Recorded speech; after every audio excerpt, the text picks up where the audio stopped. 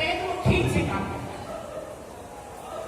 तो पहली विजय तो हमको तब मिलती है जब हम अलार्म सुनते हैं या हमारी माँ की आवाज हमारे कानों में पड़ती है या हमारे पिता की आवाज हमारे कानों में पड़ती है और हम उठ करके बैठ जाते हैं, मुंह हाथ धोते हैं, उसके बाद उसी पर बैठ करके अपनी जो निश्चित दिनचर्या है, जो आपने अपनी कार्य योजना जो पाठ योजना बनाई होगी, उसके आधार पर समय का पालन सुनिश्चित करते हैं। कभी कभी विद्यार्थी पूछते हैं, अभी एक दिन विद्यार्थी का टेलीफोन है, कहा सर पढ़ने के लिए सबसे उपयुक्त तो समय कौन सा होता है? तो मैंने कहा कि समय तो सब उपयुक्त होता है, लेकिन सर अच्छा समय कौन सा होता है? तो मैंने उसे बताया सवेरे प्रातः का 5 बजे से लेकर 8 बजे तक का जो समय होता है वो पढ़ाई के लिए सबसे उपयुक्त समय होता है। हम जानते हैं ऋषियों का देश रहा है, हमारे ऋषि मुनि प्रातः 4 बजे उठते थे और ब्रह्म मुहूर्त जिसको कहते हैं, ऐसी धारणा है, ऐसी मान्यता है कि 4 बजे से लेकर के 5:30 बजे तक मलयागिरी से जो हवा आती है, यदि उस हवा की प्राप्ति हमें मिल जाए, अर्थात वह हवा अगर हमारे शरीर को लगे तो हम बीमार नहीं पड़ सकते, हम स्वस्थ रहेंगे। उस हवा का अपना एक स्वभाव है, उस हवा का एक फायदा है। इसलिए हमारे ऋषि मुनि प्रातः होकर के एक और विषय लिखा है कि प्रातः का जो समय होता है उस समय आत्मा, परमात्मा और मन ये तीनों एक रेखा में होते हैं, अर्थात तीनों का समन्वय होता है, अर्थात मन की एकाग्रता रहती है। इसलिए जो प्रातः का समय रहता है पढ़ाई के लिए, वो 5 बजे से 8 बजे तक वो बहुत महत्व का है। जो भैया बहन हमारे सामने बैठे हैं, उनसे भी मेरा आग्रह है, जो इस लाइव से जुड़े हैं उनसे भी आग्रह है, इस समय का सदुपयोग करने का हमारा स्वभाव बनना चाहिए। समय का सदुपयोग हम कैसे करते हैं यह भी बड़े महत्व का विषय रहता है। प्रत्येक समय हमारे लिए महत्व का है। हम जब शिफ्ट वाइज पढ़ते हैं, हमने टाइम टेबल बनाया होगा कि हम इतने बजे से लेकर के इतने बजे तक मैथमेटिक्स पढ़ेंगे, इतने बजे से लेकर के इतने बजे तक साइंस पढ़ेंगे, फिजिक्स पढ़ेंगे, केमिस्ट्री पढ़ेंगे, बायोलॉजी पढ़ेंगे, हिंदी अंग्रेजी पढ़ेंगे, संस्कृत पढ़ेंगे, जो विषय निर्धारित उसको पढ़ेंगे। जिस समय जिस सब्जेक्ट को हमने तय किया है उस प्रत्येक शिफ्ट को हमको जीतना पड़ेगा। ऐसा नहीं कि हम मन लगा करके बैठे, मन हमारा इधर उधर हो गया, तब दूसरे काम में लग गए या ठीक विषय नहीं रहता। इसलिए हमें विचारपूर्वक तय करना पड़ेगा कि हम पढ़ाई किस लिए करते हैं, उद्देश्य क्या है, तो पढ़ने के लिए करते हैं क्या? अच्छा विद्यार्थी पढ़ता नहीं है, अच्छा विद्यार्थी विषय को समझता है और पढ़ाई को इस कक्षा में अगर हम पढ़ते हैं, अगर हम अगले कक्षा में जाते हैं तो पढ़ाई गायब हो जाती है। लेकिन अगर हम विषय को समझते हैं तो वो बात जीवन पर्यंत हमारे अंदर रहती है। मैं तो बार बार विद्यार्थियों के बीच में अपनी वंदना सभा में मैंने कई बार कहा होगा, आज भी कह रहा हूं, इसलिए कि जब कोई विषय हम पढ़ते हैं वो बात हमारे मस्तिष्क में जाती है। केवल अगर वो बात मस्तिष्क तक रहती है तो फिर वो लंबे समय तक हमारे पास नहीं रहती। इसलिए जो बात हमारे मस्तिष्क तक जा रही है वह बात हमारे हृदय में कैसे पहुंचे और यह बात हमारे चित्त में किस प्रकार से बैठ जाए। जो बात हमारे चित्त में बैठ जाती है वो बात हमें जीवन पर्यंत नहीं होती। इसलिए जिस विषय को भी हम पढ़ते हैं, अभी आचार्य जी ने बताया कि उसको नोट्स बनाते हैं, उसको पढ़ते हैं और उसको मोबाइल में टेप कर लेते हैं और बार बार उसको सुनते हैं, वो बात कहीं ना कहीं हमारे विषय में, हमारे ध्यान में वो विषय रहती है। कहा जाता है कि जो विद्यार्थी सूर्य को जगाता है वो जीवन में सफलता का वर्ण करता है। जिसको सूर्य जगाता है वो कमजोर पड़ जाता है। तो हमें तय करना है हमें किस तरह का विद्यार्थी बनना है। हम सूरज को जगाने वाले विद्यार्थी बनेंगे कि सूरज हमें जगाएगा, इस प्रकार के विद्यार्थी बनेंगे।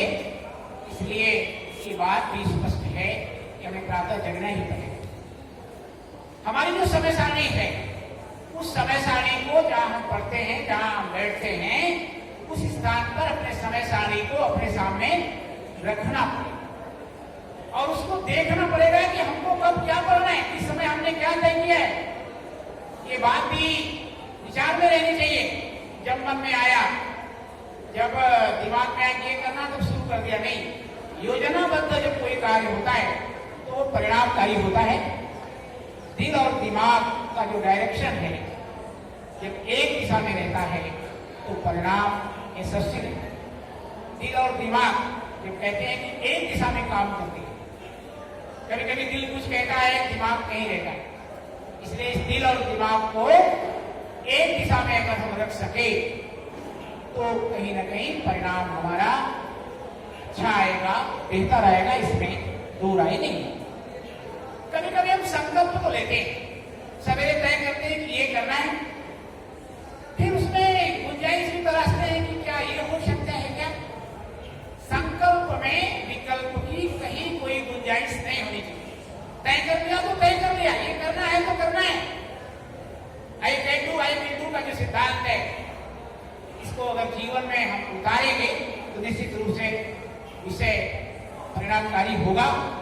वक्त तथा प्राथमिकता, जैसे इस समय कोरोना काल है, आपके पास पर्याप्त समय है, हम अपने घरों में हैं, कुछ प्राथमिकताएं तो हमको तय करनी पड़ेगी कि भाई इस कोरोना काल में हमको ये काम करना है, हमको काम करना है और समय का सदुपयोग करके उसको पूरा भी करना है। अभी मैंने कहा कि संकल्प लेने से काम नहीं चलता। संकल्प को पूरा करने के लिए हमारे अंदर विश्वास रूपी धारा भी बहनी चाहिए। आप सब अधिकांश लोग विज्ञान के छात्र होंगे, आप सबको मालूम होगा कि जब हमारा कोई सिस्टम काम करता है और उस सिस्टम में वोल्टेज फ्लैक्चुएट होता रहता है, धारा घटती बढ़ती रहती है, वो सिस्टम हमारा काम ठीक से नहीं करता। अगर इस सिस्टम को ठीक से काम कराना है तो कहीं न कहीं उसकी जो धारा बह रही है उसको अनवरत बहना पड़ेगा। इसी प्रकार से अगर हमारे अंदर विश्वास रूपी धारा का प्रवाह निरंतर रहता है तो हम जो भी सोचते हैं, जो भी मन का संकल्प रहता है, वो निश्चित रूप से पूरा हो जाता है। कभी कभी कहते हैं कि हम तो कमजोर हैं। मैं तो कहता हूं कोई विद्यार्थी कमजोर नहीं होता।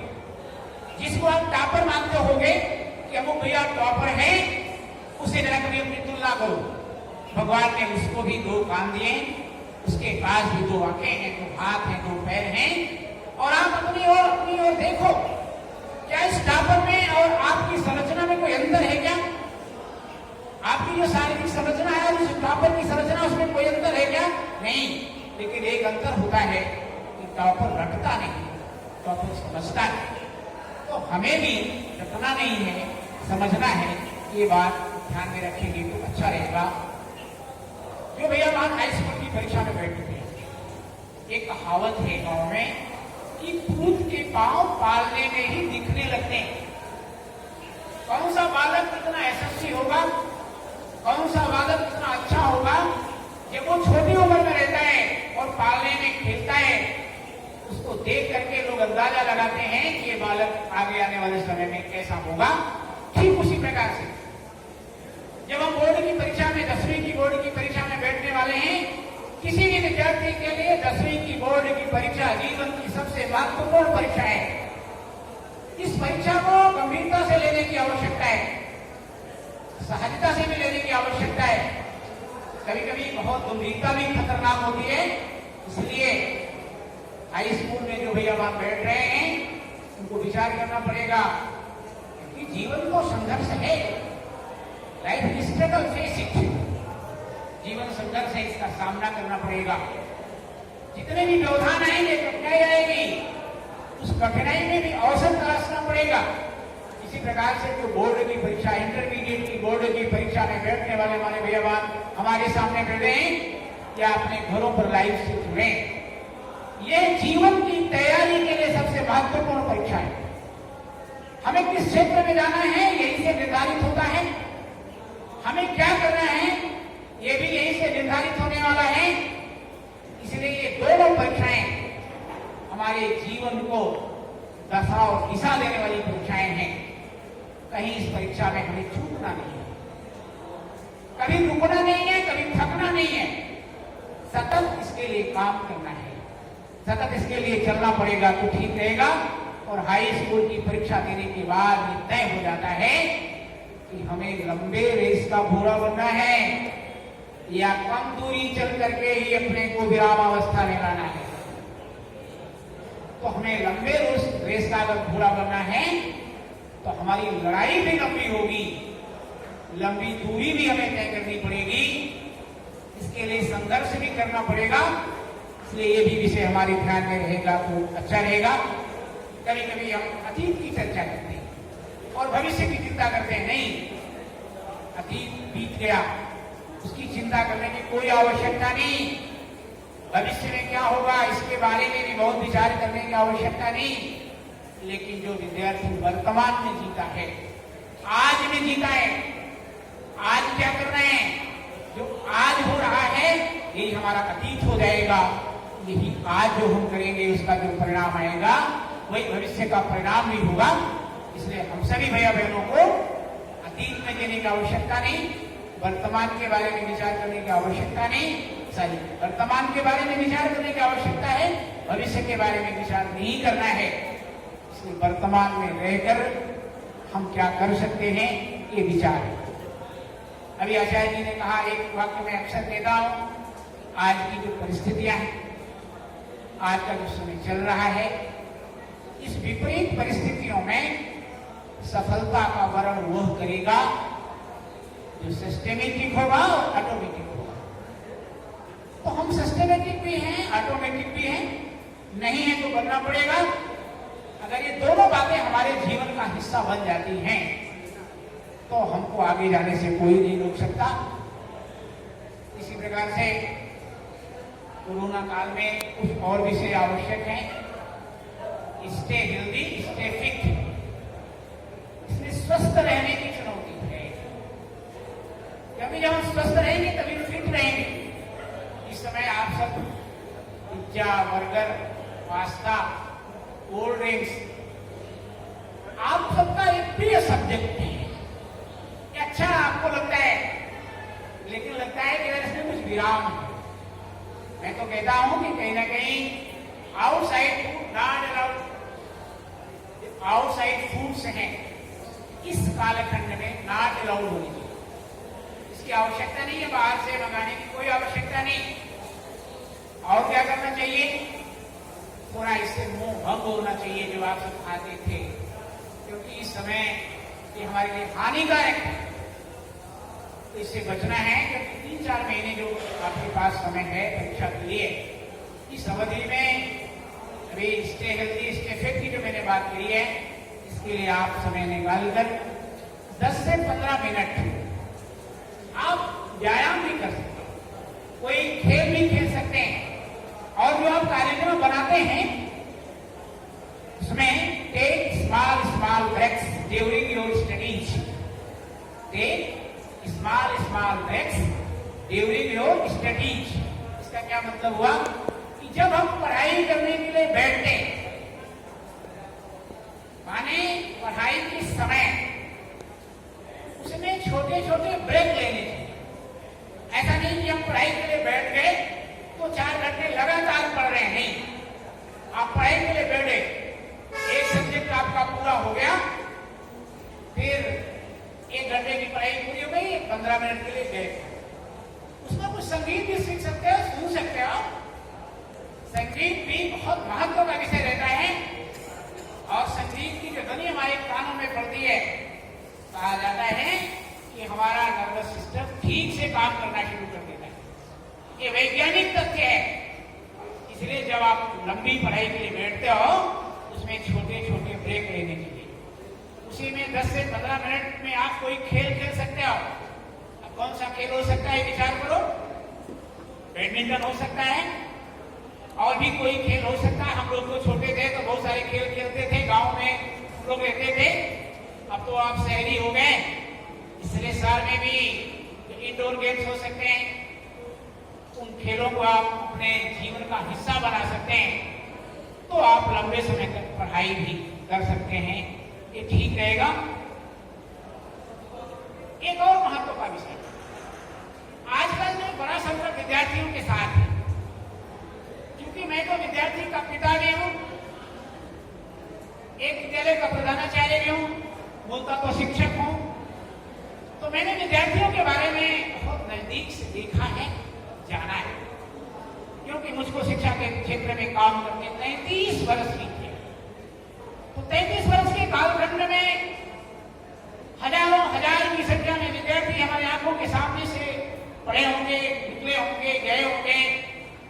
तो विद्यार्थियों की और इस आयु के बारे में पर्याप्त अनुभव है। तो कहना मैं क्या चाहता हूं, इस समय क्या 3-4 महीने ये वादा करना पड़ेगा आज, जो सुबह लाइव पर जुड़े और आप सब बैठे हो, क्या हम 3-4 महीने टेलीविजन से दूरी बना सकते हैं? टेलीविजन से दूरी बना सकते हैं क्या? उसमें कुछ महत्वपूर्ण कार्यक्रम भी आते हैं, उसको देखने की कोई मनाही नहीं है, हम उसके विरोधी नहीं है। ज्ञान कहीं से भी मिले, ज्ञान प्राप्ति की इच्छा होनी चाहिए, लेना चाहिए, लेकिन जब तक आपकी बोर्ड की परीक्षा नहीं हो जाती, क्या हम 4 महीने के समय कुछ संकल्प ले सकते हैं कि नहीं हम टेलीविजन से दूर रहेंगे? सोशल मीडिया में लोग प्रातः लिखते हैं, पहले देखते हैं आज कितना लाइक आया, देखते हैं ना कितना लाइक आज मिला, और आगे क्या डाले जिससे हमारी लाइक बढ़ जाए, ये भी खराब नहीं है। सोशल मीडिया को मैं खराब नहीं मानता, लेकिन विद्यार्थियों के लिए तो आवश्यक है कि 3-4 महीने इससे दूरी बनाएं, इसका उपयोग कम करें, तो आपके लिए अच्छा रहेगा। इसके अलावा मोबाइल अच्छी भी बहुत है, खराब भी बहुत है। क्या हम मोबाइल का उपयोग ई लर्निंग के लिए कर सकते हैं क्या हम ऐसे कुछ ऐप डाउनलोड कर सकते हैं जिससे कुछ हमारे ज्ञान का मार्ग प्रशस्त हो, जहां से हमें कुछ ज्ञान अर्जित हो? लेकिन मोबाइल का उपयोग केवल सोशल मीडिया के लिए करना, मोबाइल का उपयोग केवल चैटिंग के लिए करना, इसको लगता है कि विद्यार्थी के लिए ठीक नहीं है। इसलिए कुछ समय 3-4 महीने का जो समय, इस समय में हम संकल्प ले सके कि नहीं, हम इस समय सोशल मीडिया, मोबाइल और इससे टीवी से क्या हम दूरी बना सकते हैं क्या? काश इस काम को हम कर सके और लक्ष्य प्रेरित होकर के अपने दायित्व का निर्वहन करें, क्योंकि विद्यार्थी तो वही होता है जो विद्या प्राप्ति के लिए सतत प्रयत्नशील रहता है।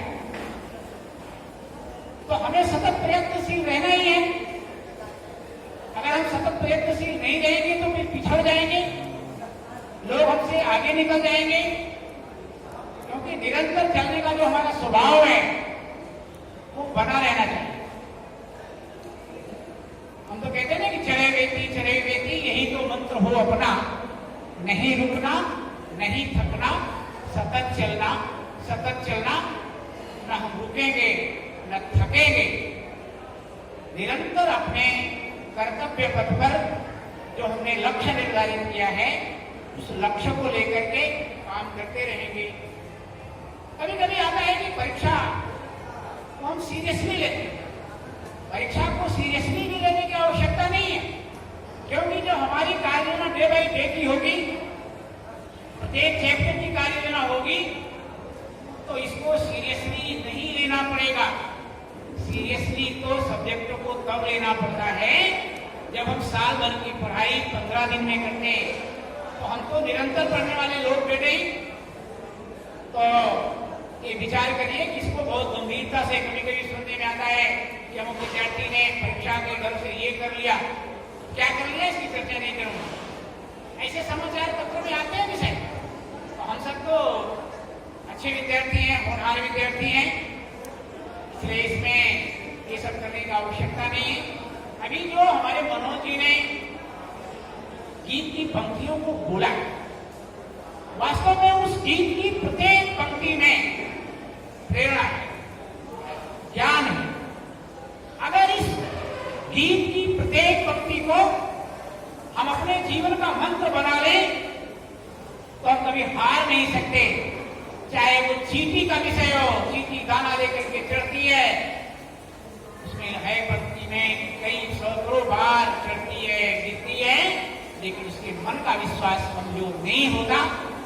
हम भी इसी प्रकार से किसी चैप्टर को पढ़ते होंगे, एक बार में वो चैप्टर पूरा नहीं होता होगा, वो चैप्टर हमें समझ में नहीं आता होगा, लेकिन अगर हम लगातार उस चैप्टर को पढ़ेंगे, अभ्यास करेंगे, तो वो हमारी समझ में उसको आना ही आना। वो तो गोताखोर का उदाहरण आया कि गोताखोर जब समुद्र में जाता है, आवश्यक नहीं कि एक बार में ही वो मोती लेकर के आएगा, कई बार जाना पड़ता है, लेकिन तब तक हार नहीं मानता जब तक मोती उसके हाथ में नहीं आ जाती। इसलिए भैया बहनों, आपको भी उसी प्रकार से प्रयत्न करना पड़ेगा कि हम भी जब तक सफल नहीं हो जाते, सफलता का वर्ण नहीं कर लेते, हम रुकेंगे नहीं, हम थकेंगे नहीं, सतत निरंतर चलेंगे। साधना, क्योंकि विद्यार्थियों का जीवन तो साधना का जीवन होता है, हम सबको साधक बनना पड़ेगा। साधन और साध्य, ये दो विषय हैं। और साधक, इन तीनों का अगर समन्वय हो जाए तो दुनिया में कोई भी काम कठिन नहीं है। और बाकी तो चुनौती प्रतिदिन हमारे लिए चुनौती है, प्रत्येक विषय हमारे लिए चुनौती का रहता है, लेकिन चुनौती को शांत करके हम आगे बढ़ जाते हैं, निरंतर आगे बढ़ते जा रहे हैं। एक छोटी सी घटना का उल्लेख करता हूं, क्योंकि आगे आपको बहुत कुछ करना है, हमें लक्ष्य कैसे तय करना है। ये घटना मैं कई बार आपको बताया होगा, सच्ची घटना है, उसी घटना को बता करके मैं अपनी बात पूरा करने वाला हूँ। भैया नए भी होंगे, इनके संज्ञान में भी से आ जाए। यशपाल सिंह उत्तर प्रदेश सरकार में डीजीपी थे, पुलिस विभाग के सबसे बड़े अधिकारी थे। एक बार वो अपने विद्यालय जा रहे थे, विद्यालय जाते समय पुलिस लाइन का ग्राउंड पड़ता था, उन्होंने देखा वहां बहुत भीड़ है। वहां जो पुलिसकर्मी गेट पर ड्यूटी कर रहे थे, यशपाल विद्यार्थी थे, उन्होंने कहा, जब मैं गया उनसे पूछा, आज यहाँ कुछ होने वाला है क्या? तो पुलिसकर्मियों ने बताया कि आज यहाँ बहुत बड़ा कार्यक्रम है, एक जलसा है, यहाँ बड़े बड़े साहब, बड़े बड़े अधिकारी आने वाले हैं। यशपाल कहते हैं, मैंने उनसे कहा कि मैं भी इस कार्यक्रम में जा सकता हूँ क्या? पुलिस वालों ने कहा, नहीं जा सकते, तुम अभी छोटे हो, ये बड़े बड़े लोगों का कार्यक्रम है। यशपाल कहते हैं कि मैं वहीं रुक गया। थोड़ी देर के बाद उस जिले के कप्तान की गाड़ी आती है, जैसे ही गाड़ी प्रवेश द्वार पे पहुंचती है, पुलिस के सारे लोग सैल्यूट करते हैं, वो गाड़ी चली जाती है अंदर। यशपाल कहते हैं कि मेरे मन में एक प्रश्न आया,